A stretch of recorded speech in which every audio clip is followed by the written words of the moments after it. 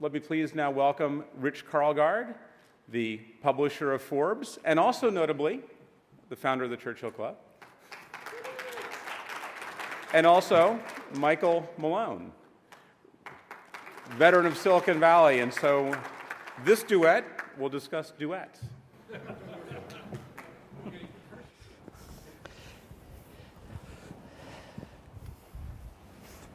Well, welcome. I can say one thing with absolute certainty. There are centuries of experience up here, and we will... Mike and I came to work together actually when Tony Perkins, who was the unmentioned co-founder of the Churchill Club along with myself, were starting a magazine called Upside. And it was back in 1988, and Tony and I determined one thing, that we wanted to catch the kind of spirit that a young writer named Mike Malone was exhibiting on a regular basis at the San Jose Mercury News. And way back in the mid-1980s, I remember the San Jose Mercury News Sunday supplement had a piece, The 100 Most Powerful People in Silicon Valley. And it was just devastatingly funny and learned and everything else. And Mike has gone on and written a number of great books, has added new vocabulary into the business language with The Virtual Corporation, a book that he did with Bill Davidow.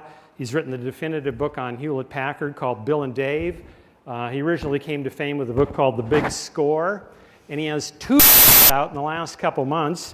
One of them is on the history of memory, the guardian of all things. And your piece, you have a piece in the op-ed page of the Wall Street Journal. Tomorrow. So save yourself $28 and just read the Wall Street Journal piece. So Mike and I have had fun as collaborators, and we're now collaborating on a book. And the book is tentatively called The Power of Pairs. And all you have to do is look at the history of Silicon Valley, from Bill and Dave to Gordon and Bob to Steve and Steve to Sergey and Larry, and everything in between and everything going forward, to see how important the right paired relationships can be to really propel startups forward or organizations forward. And it's interesting, in the whole literature about successful businesses, you see books that fall into two camps. One is sort of the heroic individual. Walter Isaacson's book on Steve Jobs is a perfect example of that category. Then there are books on teams. Jeffrey Moore's books really get into that, Crossing the Chasm.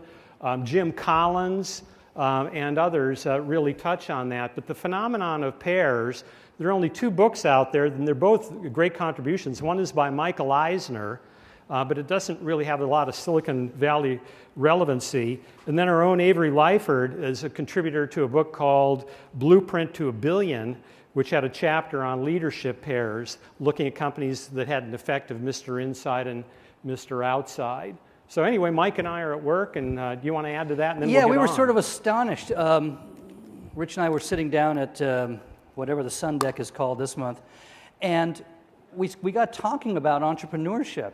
And the more we talked about it, the more we realized that we had spent our entire career celebrating these lone wolves, the individual entrepreneur out doing great things. And yet, when we looked closely at all the companies we knew out there, every one of them had been founded and run by a pair. And we realized that perhaps we had all overlooked something that was right in front of us, that there's a special power that comes from teams, from duos, who take on entrepreneurial challenge, who take on all sorts of challenges in life. And the more we looked into it, the more we realized that we had uncovered something quite astonishing. And so we set out to explore it, and we hope to do that a little bit today. I mean, this book hasn't been written yet. We want to open up our writer's notebook to all of you today and get your thoughts. Any good input on this, and we'll put it in the book, and we'll acknowledge you in the front. So this is your chance to be in a book.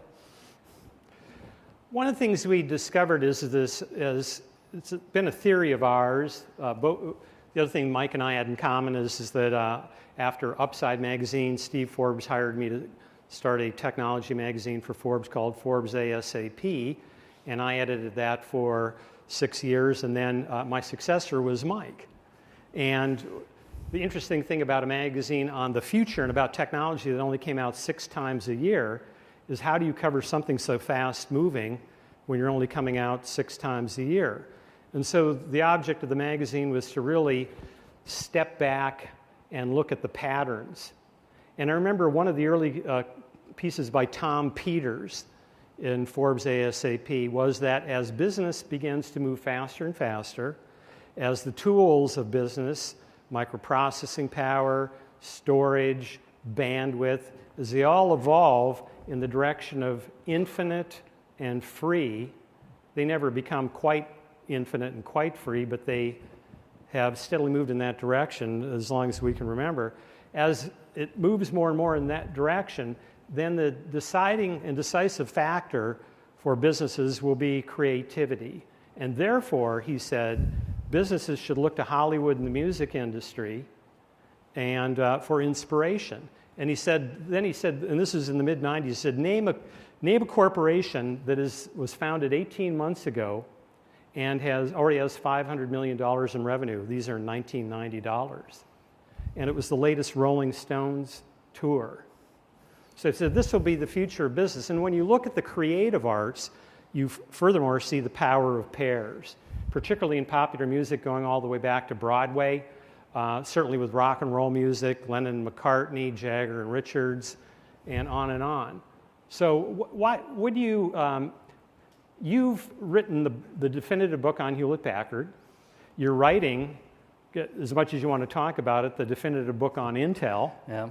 And you wrote the original business plan for eBay for Pierre and Jeff. Right. So you've been up close and personal with a lot of very successful pairs.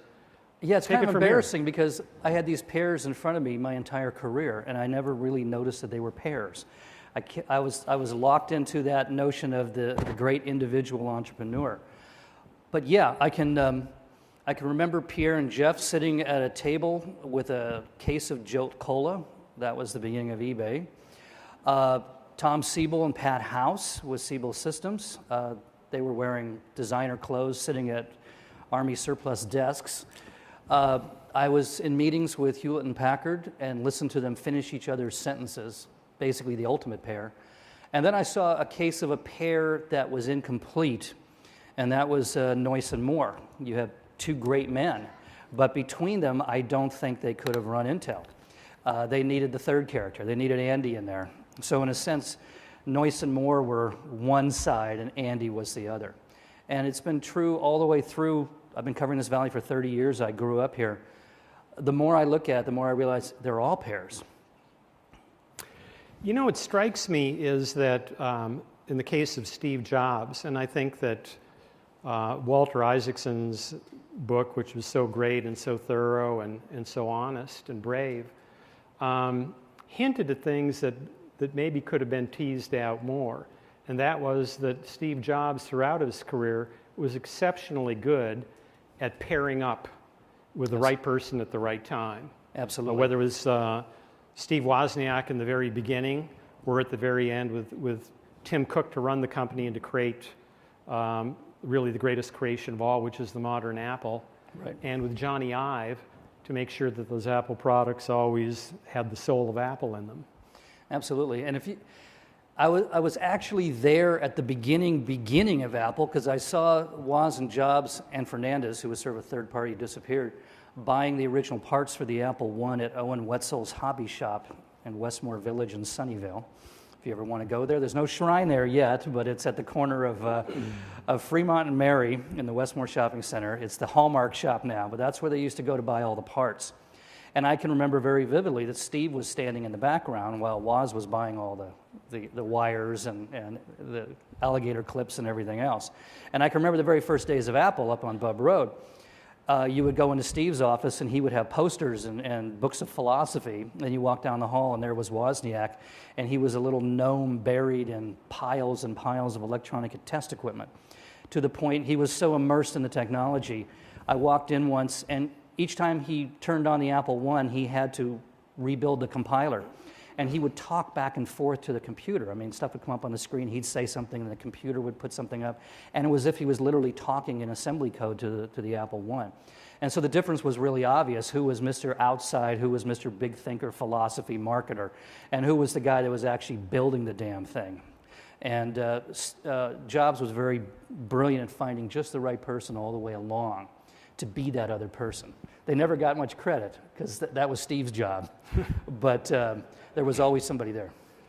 Well, I'll share a quick anecdote, and then let's shift gears and talk about what is useful from all of these observations. How can we kind of codify this Right.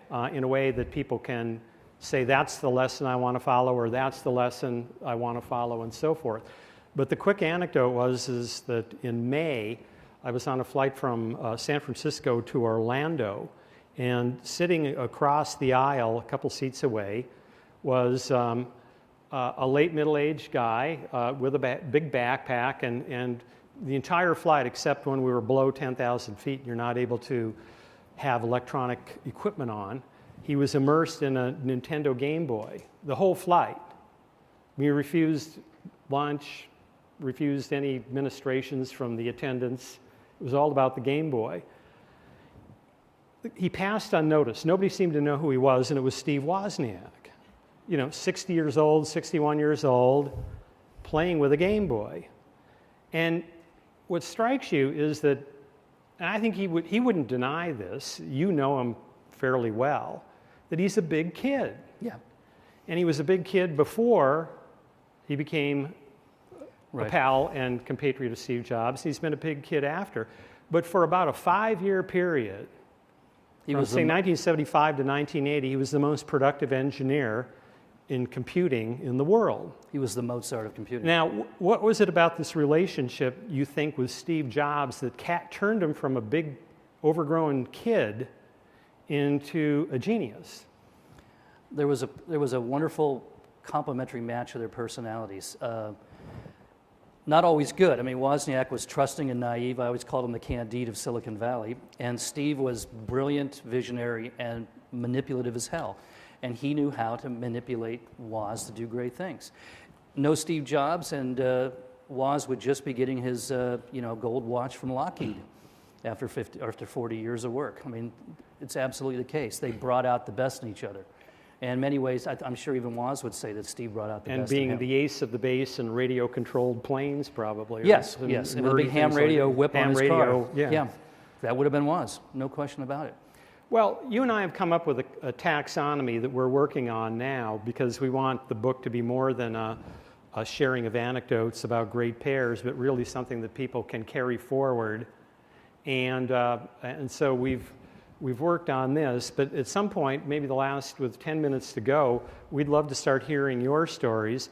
And I'll just insert an idea here that if you have any story, if you'd like us to talk to you about this book, send me an email. My address is rkarlgaard, first initial last name, @forbes.com. Let me see a show of hands real quick. How many of you have been in a partnership, business partnership? Okay. How many of you started a company with somebody else? Okay, see, now that's telling right there. How many of you started a company by yourself? Very interesting. So the duos actually are greater than the solitary individuals. And I realize this piece I have in the Wall Street Journal tomorrow, I fall into the same trap. One of the people I celebrate is Al Shugart. Al Shugart was one of the great eccentric characters of Silicon Valley.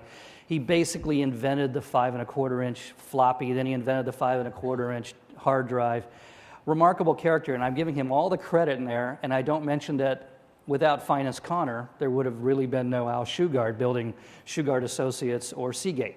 So I think that's one of the problems I think we run into. It's easier to talk about the one person than it is to talk about the two. It makes it complicated when you have to talk about two people. Well, Hollywood likes their heroes, but they also like Butch Cassidy and the Sundance Kid. Yeah, and we don't have enough of that. And this valley is the story of, that's perfect. Butch Cassidy and the Sundance Kid. The one guy's a gunman and the other guy's the planner. Well, tell us about some of the archetypes then you see out there. And one of the interesting things is that sometimes opposites attract, sometimes they repel each other and nevertheless form a very effective team. Sometimes it's two peas in a pod doing something, but in all cases it's to get to the cliche that the sum of the two is greater than the individual components. Yeah, the more we looked into this, as Rich said, we're trying to develop a taxonomy of pairs and the different types, and we've come up with, I think, 10 at the moment, and we'd be real interested in hearing from you guys if you have any additional ones. So let me go through them. I'll give you the titles of the types. Number 1, together we're more than two. And these are fulfillment partnerships, pairs that are composed of two individuals whose lives and careers have remained incomplete and unfulfilled until they team up. Okay? We see that a lot in sports. You know, the pitching duo, the battery. Look at Matt Cain. He was a good pitcher, but he pitched the perfect game this year now that Buster Posey's around. We see that a lot in people who worked at middle levels of large companies and all of a sudden teamed up and changed the world. Yeah, let me add a personal story there.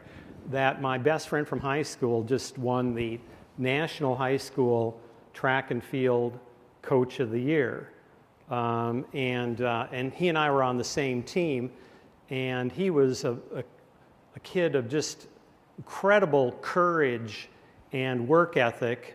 And the problem was he was tiny, just physically immature.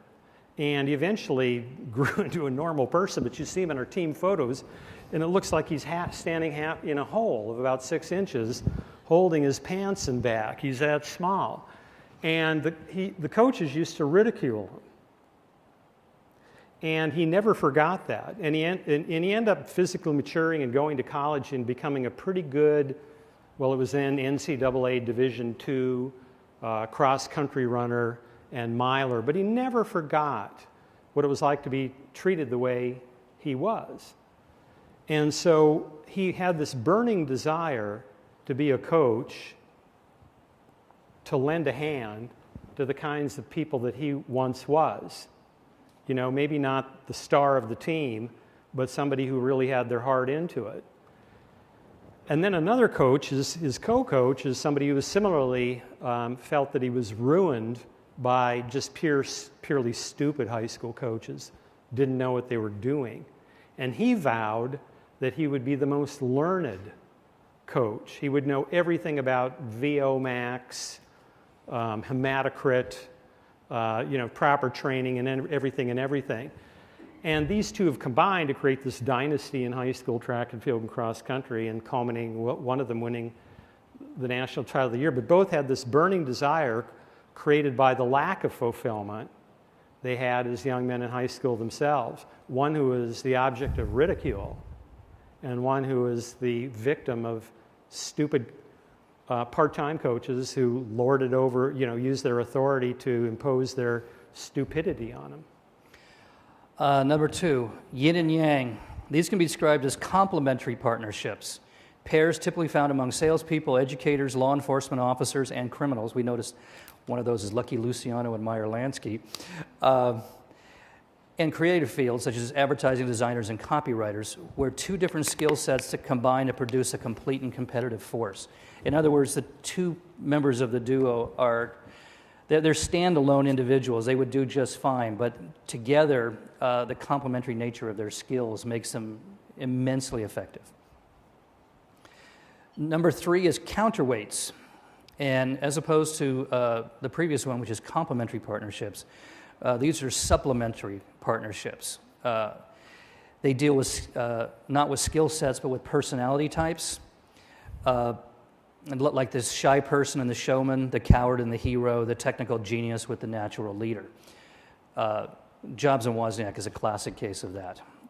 You see a lot of corporations where the one person... Well, we just saw the passing of Hal David, the songwriter. Baccarat and David. Burt Bacharach, remember, was marrying Angie Dickinson and showing up at all the Hollywood events and did all the interviews. And Hal David was in the background writing all the lyrics, making the songs work. And a very soft-spoken individual. So that's a classic case. Well, Avery Lyford in in his contribution, talked about Mr. Inside and Mr. Outside, which is a paired combo that you see.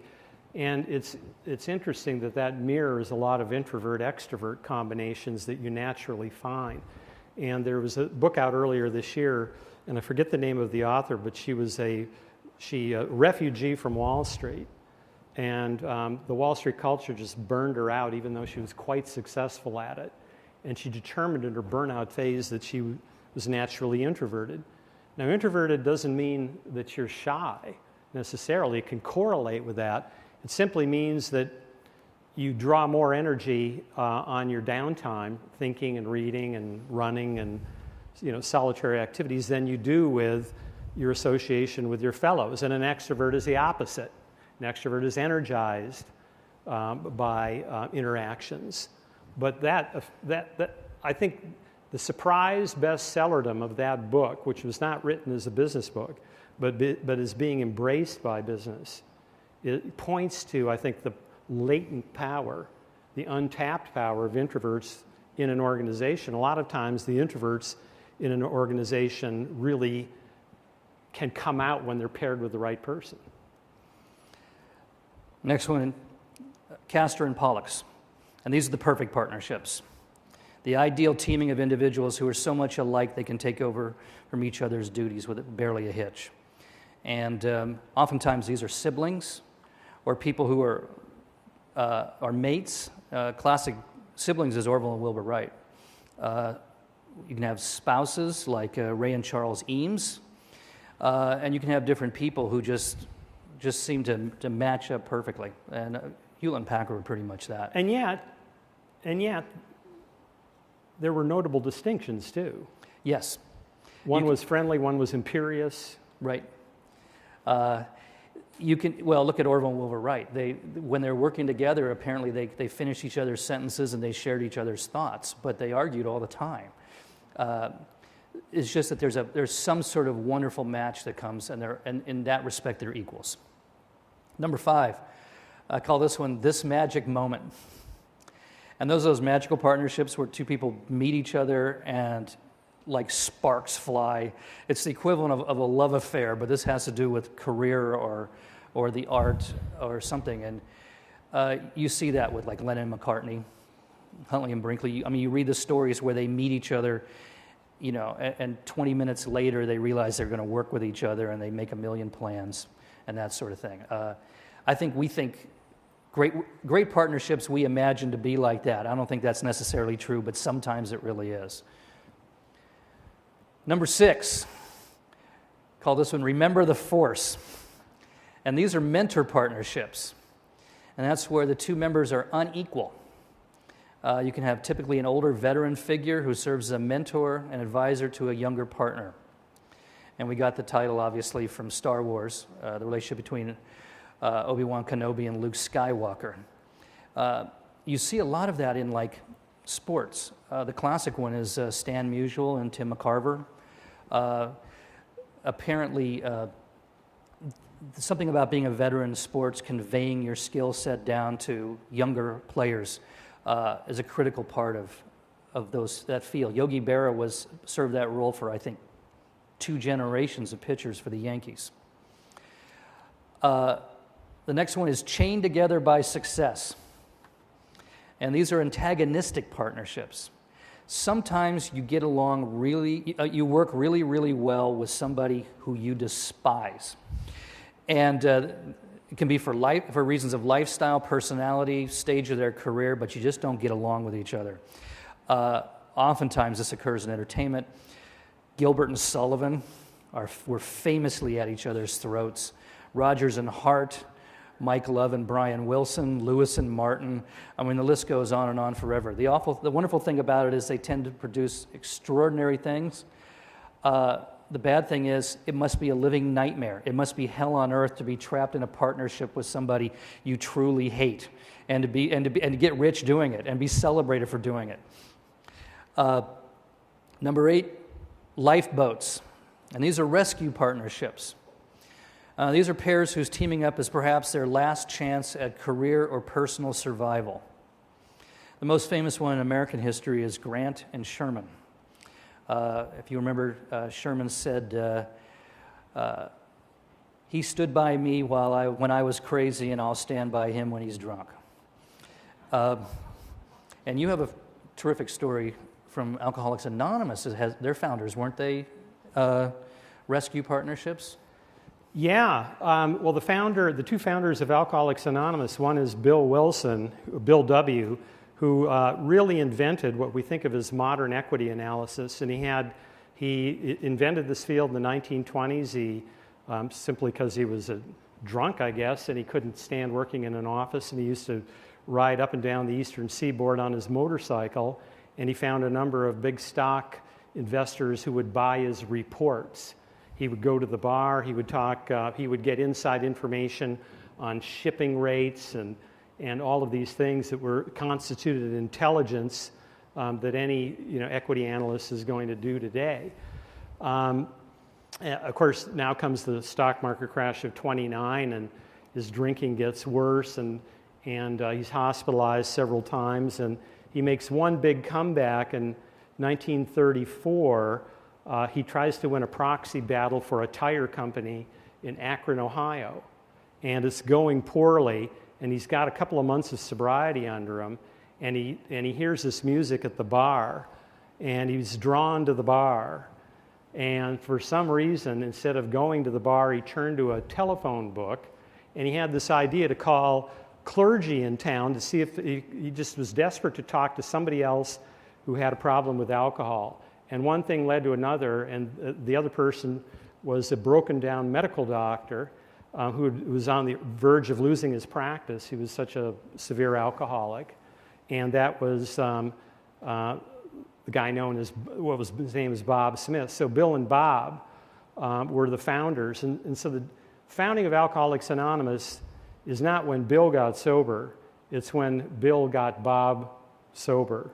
So two people on the edge of total annihilation, really, were able to save each other and form a movement that has saved countless lives. Number 9 is the artist and the angel. And these are investment partnerships. And that's where you have a pair of people with very, very different skill sets who enter into a partnership with very different interests and needs. And these are more like symbiotic partnerships. And a classic one from the world of arts is Theo and Vincent van Gogh, the painter and the gallery owner. But in American history in the last century, there was a very famous one. We oftentimes only know one of them. And this is the unique case where we know both players, because the investor was even more important than the artist, and that's Walt Disney and Ub Iwerks.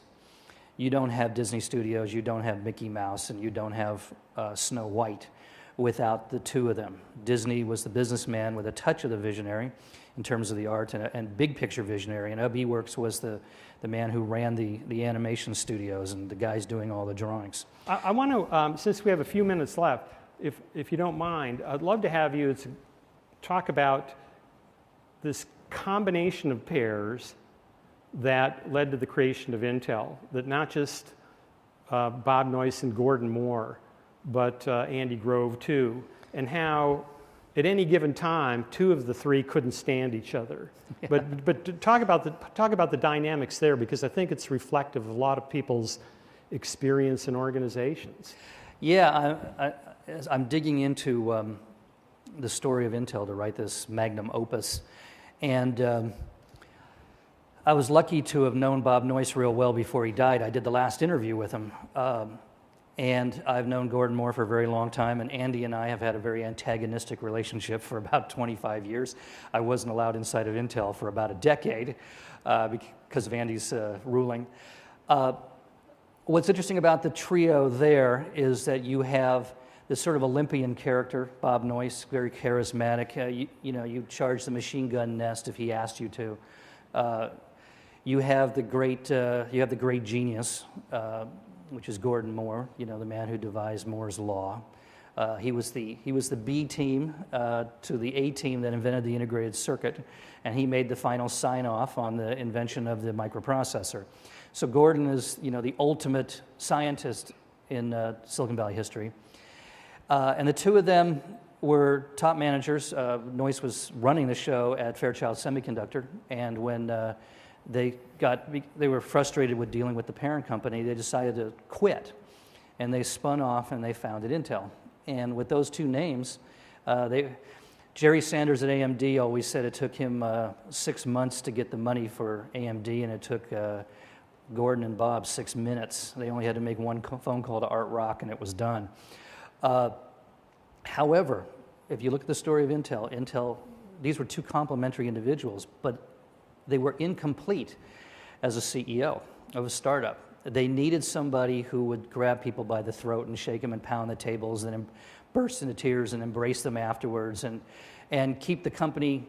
I've always said Intel made more mistakes than any other company in the semiconductor industry, but Intel was the only one that recovered from all of its mistakes.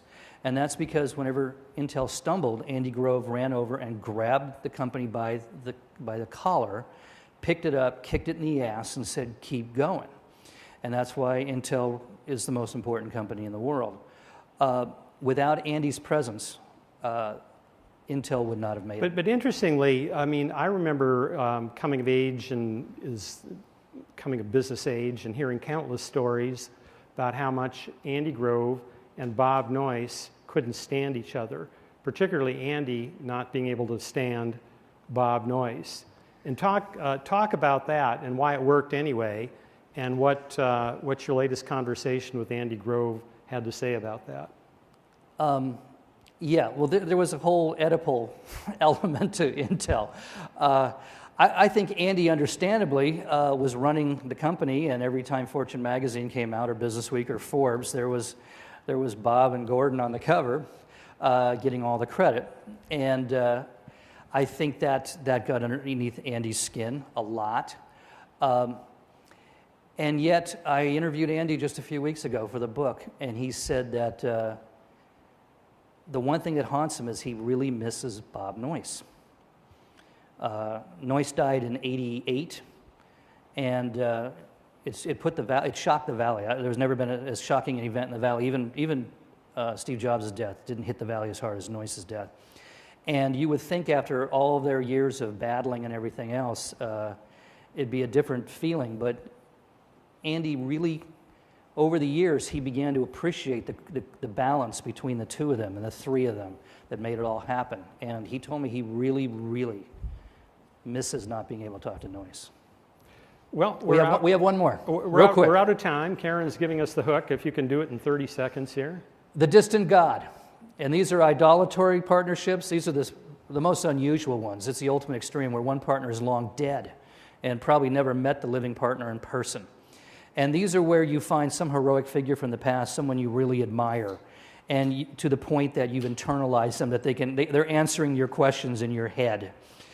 Some people do that with religion, but we've also seen in recent years Attila the Hun, Sun Tzu, von Clausewitz, folks like that people read everything they ever wrote, everything they ever said, and that becomes their benchmark. In a sense, that becomes their silent partner.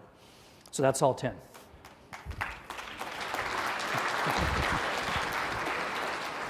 Rich and Mike, thank you for providing these perspectives and insights. And now we're going to pause for an idea bite from Stephen Todd, who is an associate fellow at Oxford University's Said Business School and our partner in doing the Oxford Union debate earlier this year.